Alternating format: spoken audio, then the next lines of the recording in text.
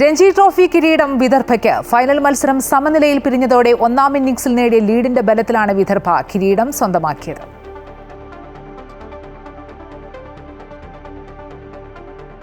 Final പോരാട്ടം സമനിലയിൽ പിരിഞ്ഞതോടെ Ranji trophy കിരീടം വന്ന കേരളത്തിന്റെ സ്വപ്നം പൊലിഞ്ഞു.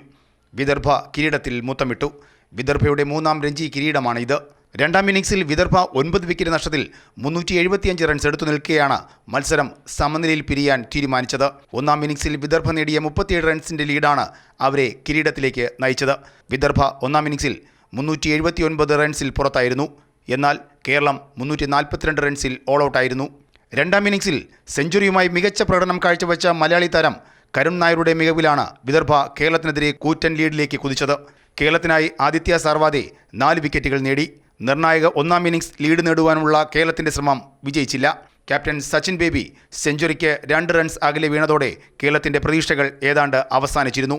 പിന്നാലെ വിശ്വസ്ത താരം ജലക് സക്സേനയും മടങ്ങിയതോടെ പ്രതീക്ഷ പൂർണ്ണമായി തീർന്നു.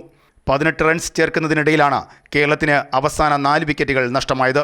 വിദർഭ സീസണിലെ ഫൈനൽ ഉൾപ്പെടെ 10 മത്സരങ്ങളിൽ 2 മത്സരങ്ങളിൽ മാത്രമാണ് സമനില വഴങ്ങിയത്. ബാക്കി എല്ലാ മത്സരങ്ങളും വിജയിച്ച് കിരീട നേട്ടത്തിലേക്ക് എത്തുകയായിരുന്നു. ഈ സീസണിൽ 960 റൺസ് നേടി ഏറ്റവും കൂടുതൽ റൺസ് നേടിയ താരമായി യഷ് റാത്തോഡ്. ഫൈനലിലെ player of the match Danish Malewar. 69 വിക്കറ്റുകൾ നേടിയ ഹർഷ് ദുബെയാണ് player of the season. Keralam ഒരു കളിയും തോൽക്കാതെയാണ് രഞ്ജിയിലെ ഈ സീസൺ അവസാനിപ്പിക്കുന്നതും. Sports desk, Amrita news.